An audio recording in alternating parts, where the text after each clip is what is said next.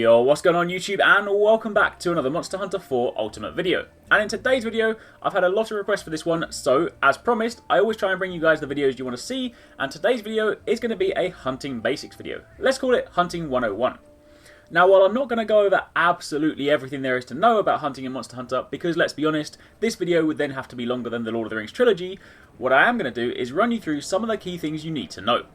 And once you know these, you'll be able to go into your future hunts with a bit more insight. So, where do we begin? Well, the first question you need to ask yourself is, what are you hunting for? Are you hunting simply to progress in the game, be that village or guild quests, or are you hunting to farm monster parts for armor and weapons? The reason this is an important question to ask is because it will inform the way you hunt the monster. Let's take the simplest one to begin with. Let's say you're already geared up and you're just hunting to progress. Your job now becomes much easier. In order to move forward, you simply need to complete your missions, which invariably require you to either kill, capture, or in some cases repel a monster. This means when you're physically hunting, you don't need to worry quite so much about breaking parts or cutting off tails, but can instead focus on inflicting as much damage as possible, and obviously not dying in the process. Of course, that doesn't mean to say you can't also break parts and cut off tails, but that isn't your focus right now. So, with that being said, seeing as your focus is simply on killing, the main thing you need to know is how do you do the most damage possible. See, monsters have weak spots, and inflicting damage on that weak spot means you deal more damage. And while it's not always practical to remain attacking the weak spot at all times, it is good to know about it so you can take advantage of it when an opening arises. Let's take Rathalos as an example. You inflict the most damage if you're attacking its head. Now again, I appreciate standing in front of an angry Rathalos isn't always going to be an option. But when you do have an opening, take advantage of it. Sometimes it stands still while it growls. Sometimes if you're in the right place when it shoots a fireball, you have an opening. And if you successfully mount it and knock it over, then similarly you have an opening.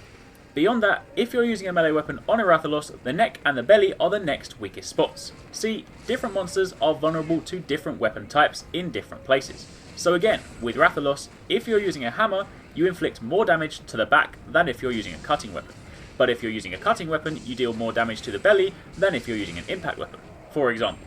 So as you can see, there's a lot more to it than just hitting monsters wherever you please. That being said, the important thing is to stay alive.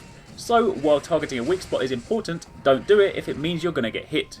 Often, if you're new to fighting a monster, the easiest place to attack is its legs. If you attack the legs enough, you can often trip it over, and this gives you a much needed opening. And then lastly, the other thing to consider is the monster's elemental weakness. Let's pick a different monster for a change of scenery. Zamtrios will do. Zamtrios deals water and ice damage, and is weakest to thunder and fire elements. So, when going up against a monster, it's often good to pair it up with its elemental weakness. Different weapon types will vary. Powerful weapons like greatswords and hammers are often more about raw damage values, but if you're using something like a sword and shield, then matching your monster's weakness is extremely important. Now again, different monsters have different elemental weaknesses and different weak spots, and while I can't list all of them in this video, I can provide you with two very handy resources. Firstly, below I have put a link to a monster weakness chart. You can see it on screen right now. This chart lists a monster's weak spots per weapon type, be that cutting, impact or guns.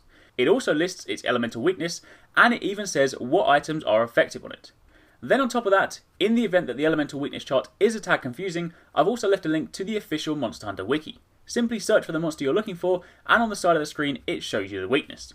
So, with that said and done, now let's talk about the other type of hunting, farming. Let's take this Zamtrios Charge Blade as an example. I want to make this, but I'm missing some parts. I have the Sawtooth, I have the Tail Blade, and the Frost Axe, but I don't have the fin. So how do I get it? The short answer is, you hunt Zamtrios. But there's more to it than that. See, if you're new to Monster Hunter, then you may not know you can break certain parts on a monster's body, and sometimes you can even cut its tail off. The reason this is important to know is because some monster items are more likely to drop or be awarded to you if you break parts on a monster, and in certain circumstances you can only get that part if you break a certain section on a monster. So, before we set out on a hunt, I'm going to direct you to one final resource, a website known as Kiranico. This is a great resource for Monster Hunter 4 Ultimate players, both new and old. You can simply search for a monster or an item and you'll usually find what you need. In this case, we are searching for Zamtrios. You'll see it has a lot of information, but what we're interested in are the item drop tables. I need to fight a low rank Zamtrios, so let's look at the low rank table. You'll see at the top, by simply killing Zamtrios and carving it, we have a chance to get a hide, scale, frost sack, fin, sawtooth and tail blade. But you'll see some of them have pretty low drop rates. the fin I'm after is only 10%. But if you scroll down to where it says break fin, you see that if we break the fin, we have a 65% chance of getting a fin. Don't know about you, but I like those odds better. And one last thing, notice how it says here, if you break the head, you have a 100% chance of getting a sawtooth. This is why hunting a monster to farm parts is very different. See, if you went in not knowing this, you could be farming for hours on end and still not get the part you want. Some parts are naturally very rare, things like Rathalos rubies or Gormagala plates, but sometimes knowing things like this can increase your odds.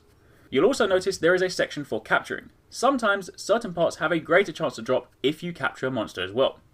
Again, there's a lot of reading to do, but let's jump over and take a look at Zamtrios. When fighting it, you can see it has fins on its front 2 legs. We need to break these. Inflict enough damage and you'll do so. Admittedly, I am cheating a bit here, I've got a stronger weapon, but the principle is still the same. If you need a part, you need to focus on breaking the corresponding section. One tip that will help you is using large barrel bombs. One of the easiest ways to do this, if you don't plan on putting it to sleep, is either trapping it or mounting it. Either way, do something to hold the monster in place, run up to it, plant some bombs, blow them up, and this will inflict considerable damage to the area around it. And obviously, if placed correctly, it will also inflict damage to the part you want to break. Sometimes it'll break outright from a bomb, and sometimes it'll just help you get a little bit closer. Then, jumping back to our good old friend Rathalos for a second, do enough damage to the tail with a cutting weapon and you can slice the tail right off. Do bear in mind, you can't cut tails with impact weapons, so hammer users for example, you'll need an alternative weapon if you're going after a tail. But, when you take all of this into account, you will often find at the end of your hunt you have the parts you need. And as you can see here, after the Zamtrios fight, I have the fin. Now, I can craft that charge blade. And again, I appreciate I've only demonstrated this on a few monsters. There are so many more to cover. But, with the links provided and a little bit of research, you'll always go into a hunt knowing what can and can't be done, and knowing how to be most effective. Now there are plenty more things to cover as well. What weapon to use, item choices, what traps you can and can't use, actual hunting techniques, and even how to hunt differently with groups. But if you want to know about all of that, then I'll probably need to make a Hunting 101 Part 2. But for the time being, take a look at the 3 links below. The monster weakness chart, this will even be useful for veteran players because some of the weaknesses have changed slightly from previous entries to the Monster Hunter series. Then the Monster Hunter Wiki for general Monster Hunter information and clearer callouts for monster weaknesses. And lastly, Kiranico for all your carve and drop rates, and pretty much anything else you need to know. Pair those with this video and you should be on your way. I appreciate there was a lot to cover in this video, but hopefully you found it helpful, and as always if you did, don't forget to leave a like and hit that thumbs up button down below, and if you're not already part of the Arekkz Gaming Nation, then make sure you subscribe so you don't miss a single video.